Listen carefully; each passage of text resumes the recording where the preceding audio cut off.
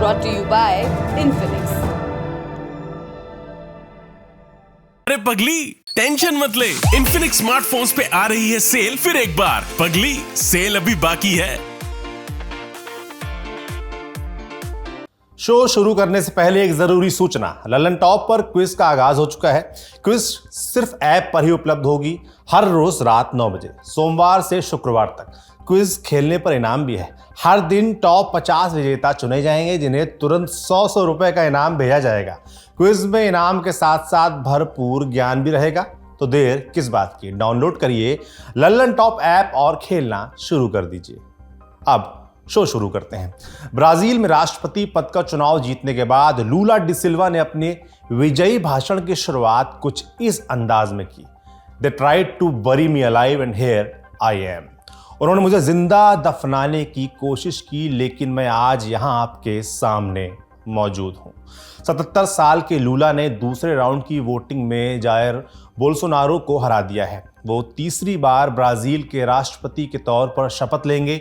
580 दिनों तक जेल में बिताने के बाद राजनीति में वापसी करने वाले लूला की ये जीत कई मायनों में ऐतिहासिक मानी जा रही है।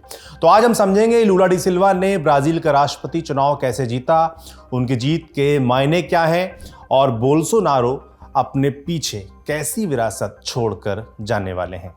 ब्राजील के बाद चलेंगे साउथ कोरिया, जहां हैलोवीन के मौके पर मची भगदड़ में 150 से अधिक लोगों की जान चली गई। विस्तार से जानेंगे ये हादसा कैसे हुआ। नमस्ते, मेरा नाम है सौरभ और आप देखना शुरू कर चुके हैं ललन टॉप का अंतर्राष्ट्रीय प्रसंगों से जुड़ा रोजाना का कार्यक्रम दुनियादारी। आज हम ब्राजील में लूला डी सिल्वा की जीत पर बात करेंगे। पहले बैकग्राउंड समझ लेते हैं। ब्राजील साउथ अमेरिका का सबसे बड़ा देश है। समूचे महाद्वीप की लगभग आधी जमीन ब्राजील की सीमा में आती है। पूरी धरती की बात करें तो ब्राजील क्षेत्रफल में 5वें और आबादी में 6ठे नंबर का देश है। साउथ अमेरिका में कुल 12 देश हैं। इनमें से सिर्फ चिली और इक्वाडोर ही ऐसे देश हैं जिनकी सीमा ब्राजील से नहीं लगती। बाकी सारे देश ब्राजील के पड़ोसी हैं। ब्राजील की राजधानी ब्राजीलिया है। सबसे बड़ा शहर साओ पाउलो है। एक और शहर का जिक्र आप अक्सर सुनते रहेंगे, रियो डी जेनेरो। इसी शहर में 2016 में ओलंपिक गेम्स का आयोजन हुआ था। रियो डी जेनेरो 1960 तक ब्राजील की राजधानी भी था। अमेज़न के वर्षावनों का 60% हिस्सा ब्राजील में ही है। इसके अलावा ब्राजील यूनाइटेड नेशंस, G20 और ब्रिक्स जैसे ताकतवर अंतर्राष्ट्रीय संगठनों का संस्थापक सदस्य भी रहा है। अब इस साल के राष्ट्रपति चुनाव की बात कर लेते हैं। ब्राजील में राष्ट्रपति का कार्यकाल 4 बरस का होता है। पिछला चुनाव 2018 में हुआ था। इसमें जायर बोल्सोनारो ने जीत हासिल की थी। उस समय लूला डी सिल्वा जेल में थे। अंतिम समय पर अदालत ने उनके चुनाव में खड़े होने पर रोक लगा दी थी। अप्रैल 2021 में सुप्रीम कोर्ट ने लूला की सजा रद्द कर दी। इसके बाद उन्होंने पॉलिटिक्स में वापसी का फैसला किया। जेल से छूटने के बाद लूला ने कैंपेन शुरू किया। 2022 में उन्होंने चुनाव लड़ने की आधिकारिक घोषणा की। मौजूदा राष्ट्रपति जायर बोल्सोनारो के कार्यकाल में जिस तरह से अमेज़न के जंगलों की कटाई बढ़ी, कोरोना महामारी के दौरान लाखों लोगों की मौत हुई और महंगाई बढ़ी, उसने लूला की राह आसान कर दी थी। ब्राजील में कोई भी व्यक्ति निर्दलीय राष्ट्रपति चुनाव नहीं लड़ सकता। दावेदारी पेश करने के लिए जरूरी है कि उसे कोई रजिस्टर्ड पार्टी नॉमिनेट करे। फिलहाल 2 अहम पार्टियां हैं। बोल्सोनारो की पार्टी का नाम है लिबरल पार्टी, जबकि लूला डी सिल्वा वर्कर्स पार्टी के हैं। ब्राजील में जनता सीधे तौर पर राष्ट्रपति के लिए वोट डालती है। वहां 1996 से चुनाव में ईवीएम का इस्तेमाल हो रहा है। राष्ट्रपति चुनाव जीतने के लिए कैंडिडेट को 50% से अधिक वोट्स की जरूरत होती है। अगर पहले राउंड में कोई कैंडिडेट यह आंकड़ा पार नहीं कर पाता है तो दूसरे राउंड की वोटिंग कराई जाती है। इस बार भी वैसा ही हुआ। 2 अक्टूबर को हुए पहले राउंड की वोटिंग में लूला को सबसे ज्यादा वोट मिले थे, लेकिन उन्होंने 50% का आंकड़ा नहीं छुआ था। इसी वजह से 30 अक्टूबर को दूसरे राउंड की वोटिंग कराई गई। इसमें पहले राउंड में सबसे अधिक वोट पाने वाले 2 उम्मीदवारों के बीच मुकाबला था। ये 2 उम्मीदवार थे लूला डी सिल्वा और जायर बोल्सोनारो। दूसरे राउंड में लूला को लगभग 51% वोट मिले। इस तरह लूला विजेता बन गए। वो जनवरी 2023 में राष्ट्रपति पद संभालेंगे। तब तक बोल्सोनारो केयरटेकर राष्ट्रपति बने रहेंगे। अब ये सवाल आता है कि इस बार का चुनाव अहम क्यों था। बोल्सोनारो का पूरा कार्यकाल विवादों से भरा रहा है। जिस सोच के साथ बोल्सोनारो ने चुनाव जीता था वो उस पर एकदम खरे उतरे। उन्होंने अपने नफरती बयान जारी रखे। कोरोना महामारी के दौरान बोल्सोनारो ने महामारी को कमतर करके आंका। मास्क पहनने से बचते रहे। कोर्ट ने उनके ऊपर जुर्माना तक लगाया।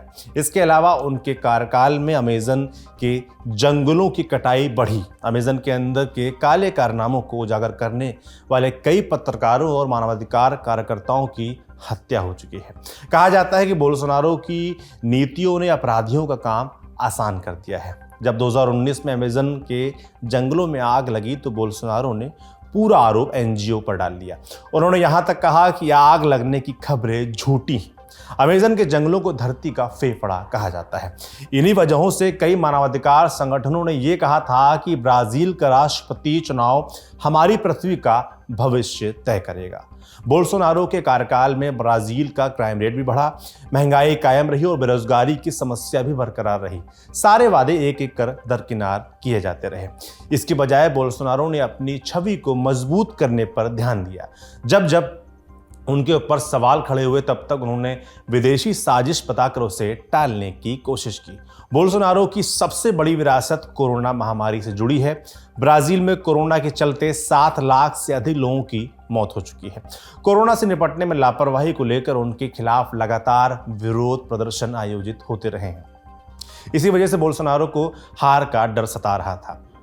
इससे बचने के लिए उन्होंने अपना डिफेंस भी तैयार कर लिया था। वो चुनाव में धांधली का दावा करते रहे। ये कहते रहे कि अगर मैं हारा तो समझिए कि चुनाव में फ्रॉड हुआ है। इसके चलते एक डर ये जताया जा रहा था कि अगर बोल्सोनारो हारे तो आसानी से कुर्सी नहीं छोड़ेंगे। वो डोनाल्ड ट्रंप की तरह ही दंगे करवा सकते हैं या तख्ता पलट की कोशिश कर सकते हैं। फिलहाल नतीजे आ चुके हैं। न्यूज एजेंसी रॉयटर्स की रिपोर्ट के अनुसार लूला ने अभी तक बोल्सोनारो को फोन नहीं किया है। उन्होंने अभी तक अपनी हार भी नहीं स्वीकारी है। इसलिए आशंका जताई जा रही है कि आने वाले दिनों में ब्राजील में बड़ा राजनीतिक ड्रामा देखने को मिल सकता है। अब अगले सवाल की तरफ चलते हैं। लूला की जीत के मायने क्या हैं? लूला का बचपन चुनौतियों से भरा था। उन्होंने घर चलाने के लिए जूते तक पॉलिश किए, फिर फैक्ट्री में मजदूर के तौर पर काम किया, वहां से मजदूरों के नेता के तौर पर उभरे, फिर संसद पहुंचे, 2 बार राष्ट्रपति चुनाव हारे लेकिन तीसरी बार में सफल रहे। राष्ट्रपति बनने के बाद लूला ने देश में आर्थिक सुधार पर काम किया, भ्रष्टाचार पर रोक लगाने की कोशिश की, लेकिन फिर उनकी ही पार्टी के कुछ लोगों का भ्रष्टाचार में नाम उजागर हुआ। इससे उनकी और उनकी पार्टी की छवि खराब हुई। उस दौर में लूला की एक आलोचना इस बात को लेकर हुई कि उन्होंने शिक्षा में सुधार के लिए कोई काम नहीं किया। अब ये तय नहीं है कि लूला की आगे की पॉलिसी क्या होगी, वो काम कैसे करेंगे, लेकिन उन्होंने आर्थिक स्थिति ठीक करने का वादा जरूर किया है। लूला की जीत से अमेज़न के जंगलों में कटाई घटने की उम्मीद है। बोल्सोनारो पेरिस क्लाइमेट एग्रीमेंट से निकलने की धमकी दे रहे थे। लूला की वापसी से ब्राजील की पॉलिसी जलवायु के प्रति अधिक उदार होगी। ब्राजील के लोगों के लिए लूला की जीत का क्या मतलब है, ये समझना हो तो एक बयान सुन लीजिए। रियो डी जेनेरो में वोट डालने के बाद एक वोटर ने न्यूयॉर्क टाइम्स से कहा था, उनके पास हर समस्या का समाधान तो नहीं है, लेकिन वो हमारी एक लौती उम्मीद है। चुनाव जीतने के बाद लूला ने क्या कहा? वो बोले, आज हम पूरी दुनिया को बता रहे हैं कि ब्राजील वापस आ चुका है। हम दुनिया के सामने ब्राजील की विश्वसनीयता और स्थिरता को फिर से हासिल करना चाहते हैं ताकि हम निवेशकों का विश्वास हासिल कर सकें। हम उन व्यापारिक समझौतों में दिलचस्पी नहीं रखते हैं जो हमारे देश की कच्चा माल बेचने पर निंदा करते हैं। जानकारों की माने तो उनका इशारा अमेरिका की तरफ था। वो बोले, हम पूरी दुनिया में भूख के खिलाफ जंग में फिर से शामिल होने के लिए तैयार हैं। ब्राजील जलवायु संकट के खिलाफ जंग में भी सबसे आगे रहेगा। हम अमेज़न जंगल में निगरानी रखेंगे और वहां होने वाली अवैध गतिविधि का मुकाबला करेंगे। हम उन जंगलों में रहने वाले समुदायों के लिए भी काम करेंगे। हमारी दुनिया और ब्राजील को एक जिंदा अमेज़न चाहिए। एक जिंदा पेड़ लकड़ी की गट्ठे से कहीं ज़्यादा मूल्यवान है। नदी का साफ पानी ज़्यादा कीमती है, न कि वो सोना जो उस नदी की तली से निकाला जाता है, जिसको निकालने से पानी के जीव जंतु भी नहीं बच पाते। हमारा सबसे ज़्यादा फोकस भूख को समाप्त करना है। हम ये कतई स्वीकार नहीं कर सकते हैं कि इस देश में लाखों पुरुषों, महिलाओं और बच्चों के लिए खाना नहीं है या वे आवश्यकता से कम प्रोटीन लेते हैं। हम भोजन के तीसरे सबसे बड़े उत्पादक और जानवरों से मिलने वाले प्रोटीन के सबसे बड़े उत्पादक हैं। हम पूरी दुनिया को खाना निर्यात करने में सक्षम हैं। ऐसे में हमारा कर्तव्य है कि ब्राज़ीलियन नागरिक हर दिन नाश्ता, दोपहर का खाना और रात का खाना खा सकें। ये मेरी सरकार की पहली प्राथमिकता होगी। हम ये बात भी स्वीकार नहीं कर सकते कि ब्राज़ील के लोग सड़कों पर सोएं। इस समस्या के लिए हम माई हाउस माई लाइफ योजना फिर से शुरू करने जा रहे हैं, जिसके तहत ब्राज़ीली नागरिकों को सस्ते घर मुहैया करवाए जाएंगे। इसके अलावा लूला ने मर्द और औरतों के लिए समान वेतन, लंबित पड़ी मेडिकल परीक्षाओं की बहाली, बिजली और साफ पानी की समस्या को हल करने की बात कही। लूला के सामने क्या चुनौतियां होने वाली हैं, ये भी जान लेते हैं।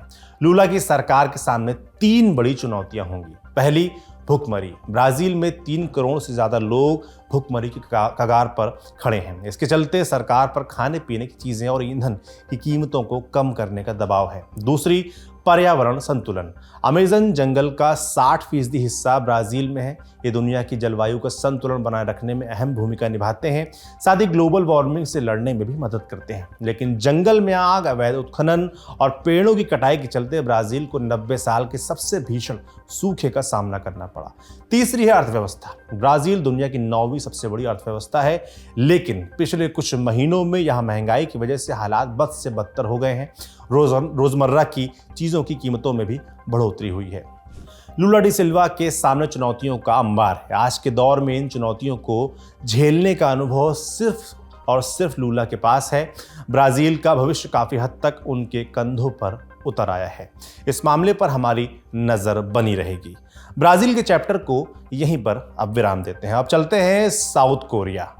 क्या आपने कभी डरावने त्योहार के बारे में सुना है? हो सकता है आपने सुना हो, ना सुना हो तो याद दिला देते हैं। इसका नाम है हैलोवीन।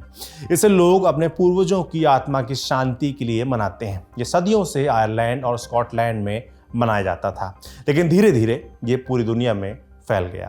इस दिन लोग डरावनी ड्रेस पहनते हैं और लोगों के घर जाकर चॉकलेट या मिठाई उपहार में देते हैं। इसके साथ लोग इस दिन एक खोखला कद्दू लेते हैं, जिसमें वो आँख, नाक और मुंह बनाते हैं और इसके अंदर एक मोमबत्ती रखी जाती है। अंत में इसे दफना दिया जाता है। इस त्योहार का रंग रूप देखकर आपको डर लग सकता है, मगर मनाने वाले इसे एक मौज वाले उत्सव की तरह मनाते हैं। लेकिन 29 अक्टूबर की शाम दक्षिण कोरिया में ये त्यौहार वाकई डरावना हो गया। दक्षिण कोरिया की राजधानी है सियोल। सियोल के इटावोन इलाके में शाम 7 बजे से भीड़ इकट्ठा होने लगी। हैलोवीन मनाने के लिए भीड़ बढ़ती गई। करीब 1 लाख लोग वहां जमा हो चुके थे। लोग तरह तरह के कपड़े पहनकर आए थे। रात करीब 10:30 बजे वहां भगदड़ शुरू हुई। लोगों को लगा कोई हादसा हो गया है। इस डर में लोग भागने लगे। ऐसा भागे कि एक दूसरे के ऊपर चढ़ गए। तब भीड़ शांत हुई तो लाशों का अंबार लग चुका था। अभी तक 154 लोगों की मौत की खबर आ चुकी है। एक चश्मदीद ने बताया, भीड़ इतनी ज्यादा थी कि हम मुड़ भी नहीं पा रहे थे। अचानक कुछ लोगों ने चिल्लाना शुरू किया, धक्का मारो, धक्का मारो। फिर एक के ऊपर एक लोग गिरने लगे। मैं भी दब गई थी, वहां पर सांस भी नहीं ले पा रही थी। इस हादसे के बारे में अभी तक क्या पता चला है? इस हादसे की सबसे बड़ी वजह बताई जा रही है हद से ज़्यादा भीड़। पुलिस अधिकारियों के मुताबिक इटावोन की गलियों में क्षमता से ज़्यादा भीड़ इकट्ठा हो गई थी और इस भारी भीड़ की वजह बना कोरोना। सियोल के इटावोन में लंबे समय से हैलोवीन मनाया जाता रहा है, लेकिन पिछले 2 सालों से कोरोना की वजह से इस पर रोक लगी हुई थी। लेकिन जब रोक हटी तो भीड़ बढ़ी। कई दिन पहले ही होटल्स की बुकिंग फुल हो गई थी। भीड़ से बची एक महिला ने CNN को बताया कि पुलिस अधिकारी बढ़ती भीड़ के बाद भी कुछ नहीं कर रहे थे। मरने वालों में ज़्यादातर नौजवान हैं, 26 विदेशी, 6 दक्षिण कोरिया के स्कूल में पढ़ने वाले स्टूडेंट हैं। भगदड़ के बाद करीब 4000 लोग लापता हो गए थे, लेकिन प्रशासन का दावा है कि अब उन्हें वापस ढूंढ लिया गया है। जाते जाते ये जान लीजिए कि दक्षिण कोरिया में कैसे मनाया जाता है हैलोवीन। कोरिया में हैलोवीन का चलन वैसा नहीं है जैसा यूरोपीय देशों में या अमेरिका में है। हैलोवीन के दिन यहाँ किसी तरह की रीति रिवाज का पालन नहीं होता, जैसे पड़ोसियों को कैंडी बांटना या कद्दू को सजाकर उसे दफनाना। लेकिन सतही तौर पर हैलोवीन कोरिया में मनाया जाता रहा है। इसमें कुछ इलाकों में हल्की फुल्की सजावट देखने को मिल जाती है। सियोल के टावोन में हैलोवीन बड़े रूप में मनाया जाता रहा है। रस्म रिवाज नहीं, लेकिन लोग भूतिया लिबास पहनकर आते हैं।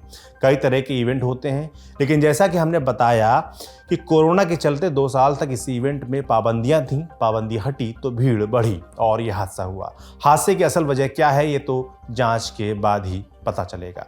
भारत भी इस समय मोरबी में हुए पुल हादसे से शोक संतप्त है। हम मृतक आत्माओं की शांति के लिए प्रार्थना करते हैं। साथ ही सरकारों से अपील करते हैं कि वे अपनी जिम्मेदारियां बरतने में दिलचस्पी लें। आज का दुनियादारी यहीं पर समाप्त होता है। कल फिर मुलाकात होगी। इसी उम्मीद के साथ विदा लेता हूं। शुक्रिया, शुभ रात्रि। आपके ज्ञान की गहराई नापने के लिए आ गई है ललन टॉप क्विज। मौके पर दो जवाब और मौके पर ही पाओ इनाम। सोमवार से शुक्रवार रात 9 बजे सिर्फ ललन टॉप ऐप पर। याद रखो कक्का की बात जो कही गई है नॉलेज पर हाल लगाओ हाल फायदा, दे लगाओ का फायदा। तो फटाक से डाउनलोड करो ललन टॉप ऐप और आ जाओ 9 बजे क्विज खेलने के लिए हमारे साथ।